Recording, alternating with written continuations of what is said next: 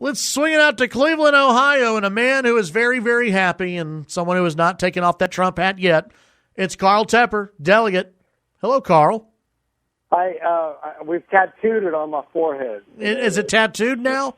Yes. You went out last night, celebrated, got a tattoo of Trump, huh? We did go out and celebrate, yeah.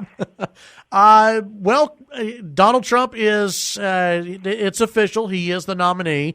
There was an expected floor fight yesterday. There were rumors, I guess, that the Never Trumpers and maybe some of the Cruz crowd were going to try and do something yesterday on the floor. Behind the scenes or where you were, was there anything that tried to get started? Because on television, I was watching C-SPAN, it went pretty smooth for Donald Trump. From where I was on the floor, it was very smooth. There was a couple of contests about how the votes were recorded. Yes. I think one from Iowa and another, I think it was Alaska. Yes. And some delegates had some questions about why, they remembered the delegate count being one way and they were reported another. I think there are some rules in certain states where, maybe a candidate got 10% of the vote and maybe, normally if it was divided equally, they'd get a couple of delegates. But if you don't reach a 20% threshold and those delegates are null or go to the nominee, and so sometimes those rules are confusing and that has to be clarified to some of the delegates. Carl, yesterday, a pretty good list of speakers yesterday as far as some of the big wigs. I thought Chris Christie did well. I thought Paul Ryan had a good speech. And of course, the kids, Tiffany Trump and Donald Trump Jr. just knocked it out of the park last night. Who did you like? Who got the crowd really going last night? Chris Christie, I was right. I'm a big fan of Chris Christie. Thought he did an incredible job. Donald Trump Jr., I thought had the speech of the most substance about what's going on and what the Trumpites are talking about. When you talk about learning to operate a backhoe, and a Caterpillar bulldozer, it gives you a look into the family that I knew, and I'm always hoping other people would understand, maybe my thinking, and other people who are big fans of the guy, and maybe why he does the things he does and why he speaks the way he speaks. This is a family and a nominee who are very comfortable being on a construction site, and construction site talk is not always that polite. If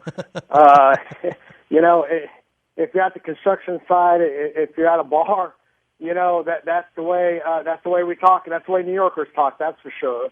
And occasionally, that's the way Texans talk. Maybe not with quite as much flair, but So sometimes the things that Donald Trump says that makes you cringe is just the way these guys talk on a construction site. That's what developers do, and that's what earth movers do, and electricians and plumbers. And so, the very things that make the elites or the establishment cringe are exactly the type of things that really endear him to, the working man out there that really pushed him over the top. So I thought Donald Jr.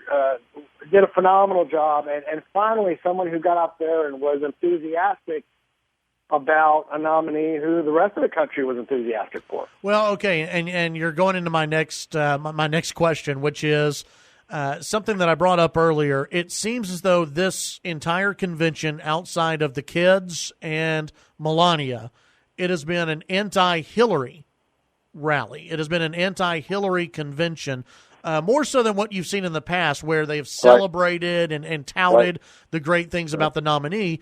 Paul Ryan only mentioned Trump twice. Rick Perry didn't mention him at all. Chris Christie mentioned him twice, I think, which was more than what he mentioned Mitt Romney a couple of years ago. Not a lot of speakers have been talking about Donald Trump, correct? You picked up on it, and I think that's a mistake. I think it's a mistake of those speakers.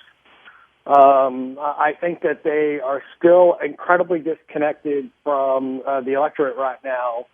So we'll see if there's any adjustment or change.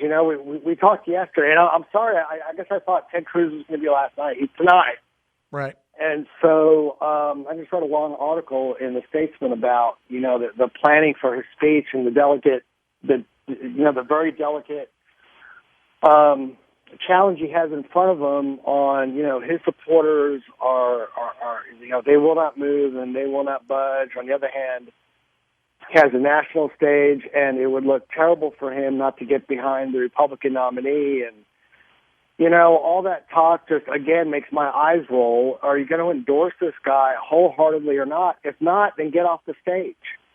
So, that's just my opinion. But I still find it interesting that with this phenomena of a Donald Trump, and really on the other side of a Bernie Sanders, how people still are not, the elites and the leadership are still not grasping on what's going on in this country right now. So it is what it is, and, again, we're holding our breath to see what Ted Cruz is going to do tonight. Well, and I'll tell you, I saw a story earlier, Paul Manafort, who, is helping run Donald Trump's campaign. He seems, I guess they've seen a copy of it, and they seem pretty happy with what Ted Cruz is going to say. So I think, and I'm looking forward to the speech as well. Let's see. I did get a text earlier, Carl. They want to know what souvenirs you're bringing back to the Hub City from Cleveland, because if anyone has not been to, and a lot of people haven't been to these conventions, there's swag all over the place. There's so much stuff in this room, and my bag was already at the edge, the marginal for weight, to not have to pay more getting out here, and now I'm looking down at this stuff. There's stuff everywhere. What do you want, by the way, Chad? You want a golf towel or Make America Great Again, the golf towel or something? But that sounds good. There's stuff for the dog in this bag here. So what is that, Robin? Is that a dog collar, a Republican dog collar? So there's so much stuff. It's phenomenal. People just keep handing you things. And it's funny because there's the stuff that's just going to end up in your garage, Yeah. Anyway. So all right. I'm gonna put you on a mission, Carl. Because what? Y'all don't get gavelled in until 6:30, correct? That's correct. Okay. There are 5:30 my time, but go ahead. Okay, Mike Allen of Politico, he retweeted this. They're Donald Trump socks with the hair, and it's like some kind of material that the hair is like 3D. And it's not like real hair, obviously, but it's something. It looks very strange. I want you to find those socks. Okay. I will find the socks. There's so much stuff, and of course the guy's hair is always a source of stuff. I have to tell you, my wife just saw the Trump helicopter go by the hotel, and it's really an amazing atmosphere. Nigel Farage is here in town.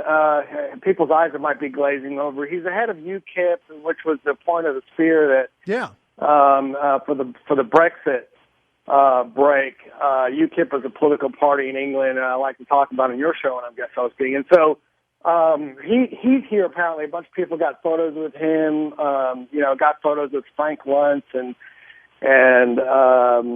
wow, we're just seeing the political stars you see from Fox News all week, and there's so much stuff on the streets. Of course, I can't leave here without. There's a bobblehead. That's my personal mission. Oh, I like the bobblehead. That's good. I will look for your 3D Trump hair and some bobbleheads. Yeah, some bobblehead. That'd be cool. Carl, thank you very much. We'll visit with you again tomorrow. Okay. Thanks, Chad. Have fun. That's Carl Tepper. He's hanging out. He's just having too much fun in Cleveland. He's just having a great time.